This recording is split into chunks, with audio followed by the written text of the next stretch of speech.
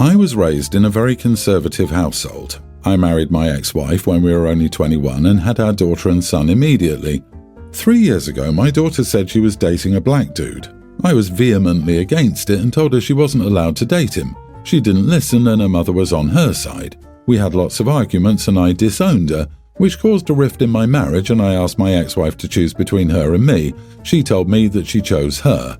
I packed my bag that day and left. My friends stopped talking to me, and so did my co-workers. I was like, screw it, I'm done. I got divorced and moved to another state, leaving all behind.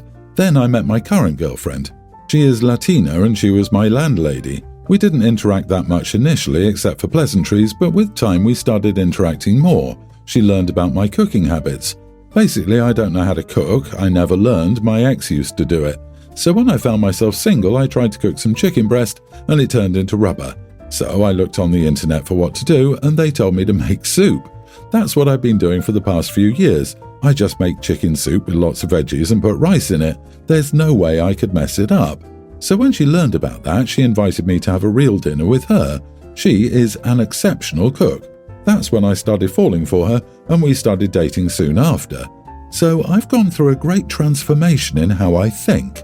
So a month ago I decided to contact my daughter to tell her that I was sorry and I wish her a happy life. I wrote that I had no say in whether she wanted to meet me, but if she wanted, I wanted to start over. She called me and started crying. She's 7 months pregnant and the dude left her. She's going to be a single mother. I consoled her and we started talking. I drove her to where I lived and she met my girlfriend. They liked each other very much. When my ex came to know of it, she lost her crap, told me I was a hypocrite and that I'd destroyed our marriage. She's also mad at our daughter for talking to me. She said she sacrificed her marriage to support her.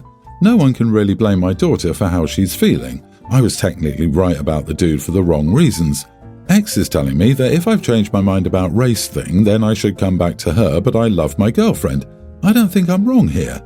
Yes, you are completely the idiot. Let's recap.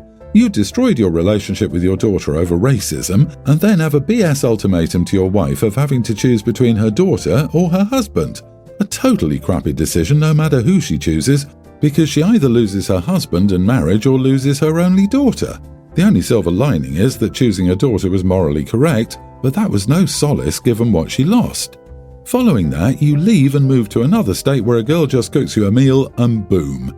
Do you see the error of your ways? Like, couldn't you have done that with literally anyone else? Did everyone abandoning you not register as maybe I'm the bad guy? Nope, it took a brown woman serving you to figure out you're a total idiot. You may have been right about the guy your daughter dated being crap, but you'll know better. Do better, OP. That poor woman, the ex will never forgive him or get over it, and she's probably going to hold it against the daughter too. She said to OP if he changed his mind about race, he should come back to her. So she's not over OP if she thinks he should return to her because of this.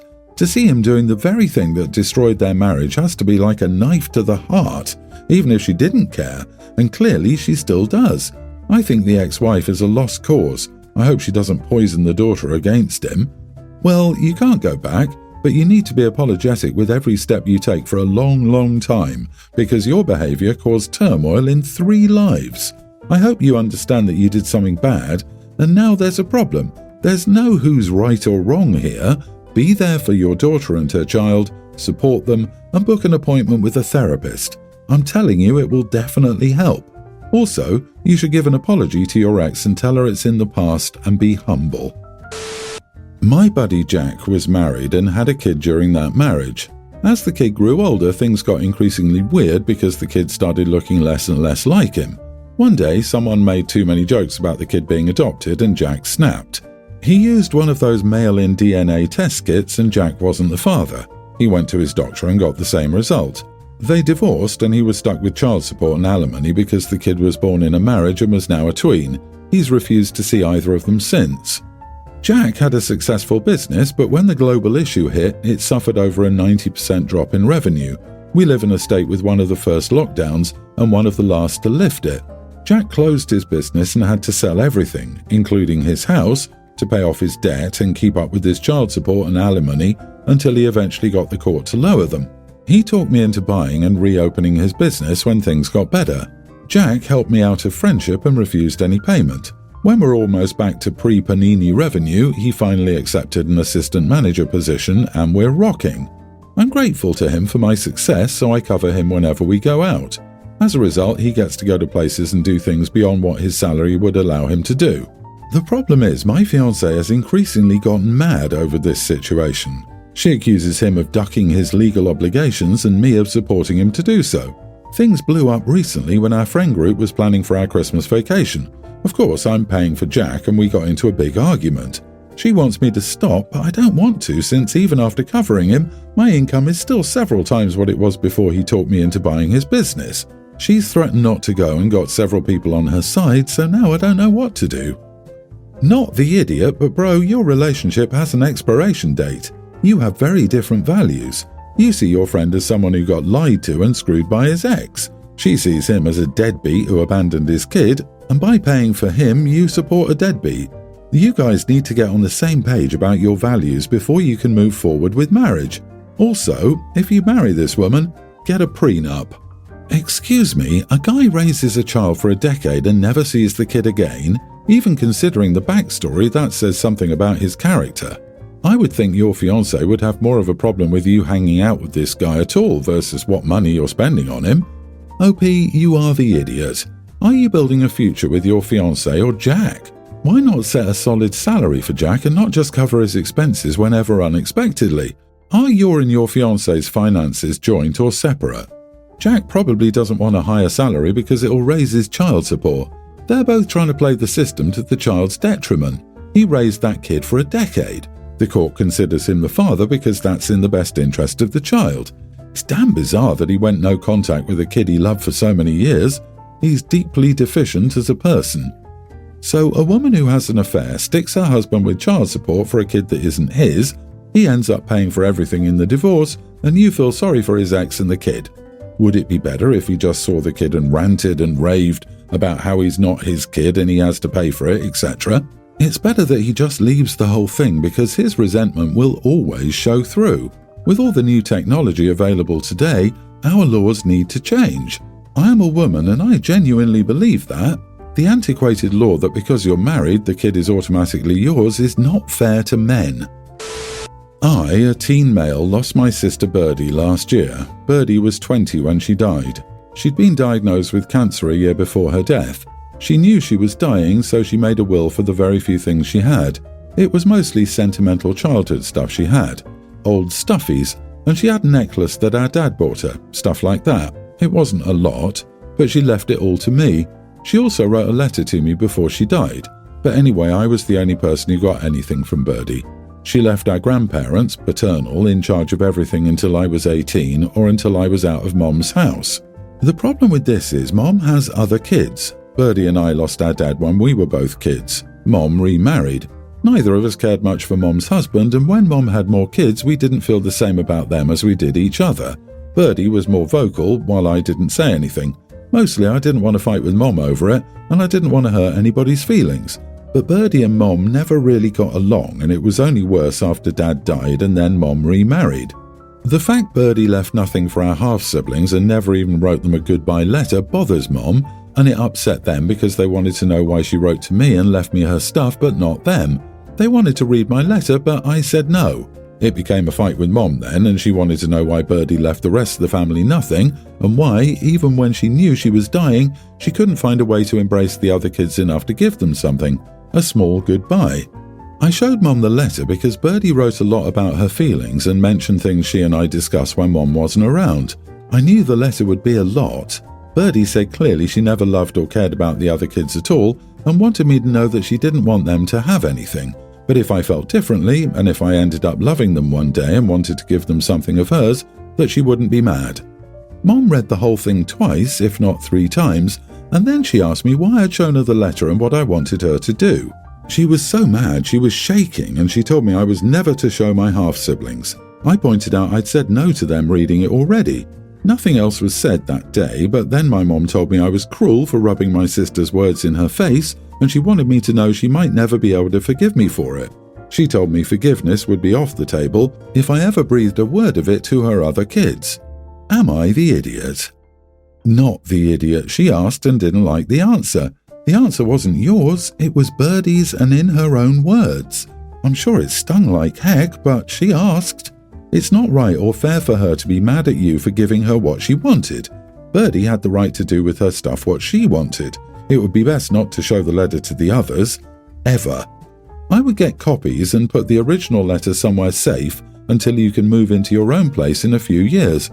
I'm just thinking, oh my Jesus, the mother sounds like she doesn't even care at all that her child died and is more concerned about what she left to her other children that her child never really was close to. What is seriously wrong with this world? The mother was a piece of work.